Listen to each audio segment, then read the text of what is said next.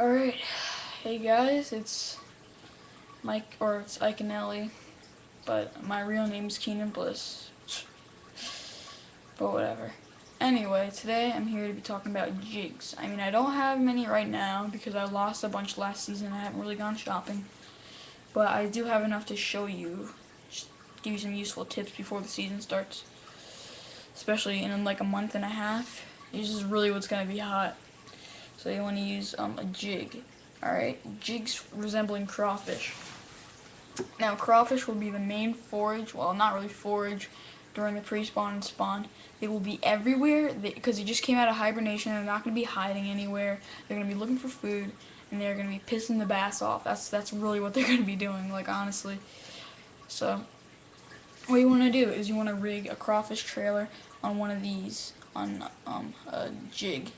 If the trailer doesn't work, like if you're not catching any fish, take off the trailer because it might be too big or something like that. So what you want to do is you want to take one of these guys. You want to cast them as far as you can. Usually this works around rocks with the football head jig. Really doesn't get caught in those little nooks and crannies. So what you want to do is you want to chuck this out and you want to just let it drop to the bottom and you want to hop it about, like, usually you're going to hop it, like really little, but you need to like really just like freaking hop it because the crawfish are going to be so active. And this is really what I like really go to because I'll usually use crankbaits first in the pre-spawn and spawn periods because they cover more water. It's just pretty much how it works. But if I'm not catching anything, I'll use this or I'll Carolina rig a Berkeley power bait, crazy leg sugar craw. That's a big name for a bait. But anyway, this is a good bait to use. Now another jig. It's a Booyah Boo jig. This is one of the best jigs. Well, I don't know about best, but most famous jigs on the market. Right this guy right here. One of the hottest jigs on the FLW tour, in the Bass Tour right now. Bassmaster Classic is in a few weeks, and I can guarantee you that a lot of the anglers will be using one of these. It's really hot right now. It's a black and blue jig. And what you want to do with these is you want to use the same technique. This one's got a flat head, so it's really nice around. Like it's like it looks more for like weeds and rocks. When there's like a mix of them, this is what you want to use. It's got two rattles in it. I don't know if you can hear it, but pretty cool. Yeah, well, you want to use the same technique really. Just this is more finesse. And yeah, really hot lure right now. What you're probably gonna see more people using this. It's the same. It's a black and blue jig, football head. It's really heavy though, and I guess you fish it faster because it is heavier and it's got a crawfish trailer on there. It targets those big bass, and that's what they're gonna be doing in down. I think it's in the Bassmaster Classic is in Birmingham, Alabama this year. It's like February 17th, I think. I'm not sure. It's probably going to be on like Outdoor Channel or something. I'm definitely going to watch it. Watch Mike, Ike, and Ellie go all the way and kick asses.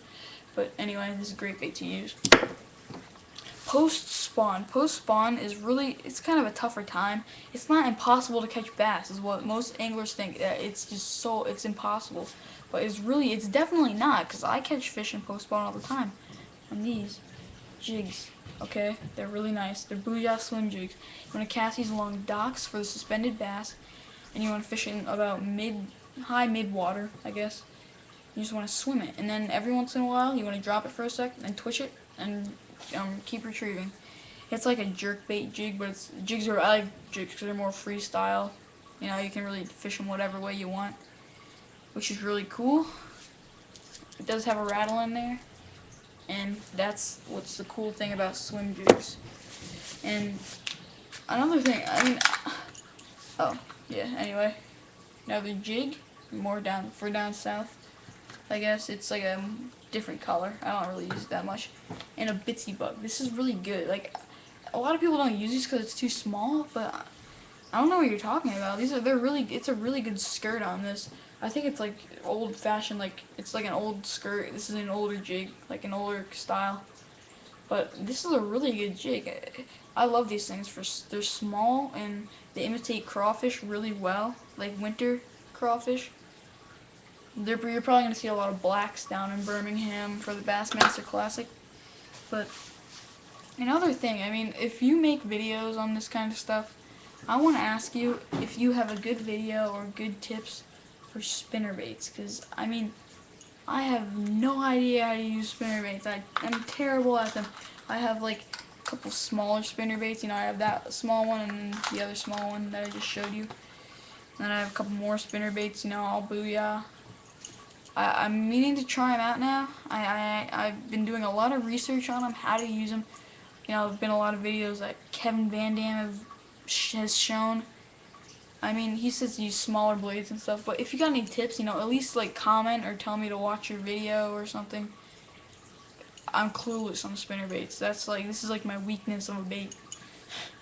This and like lizards. So, alright, just tell me what you think, comment, do whatever. Go ahead. Peace.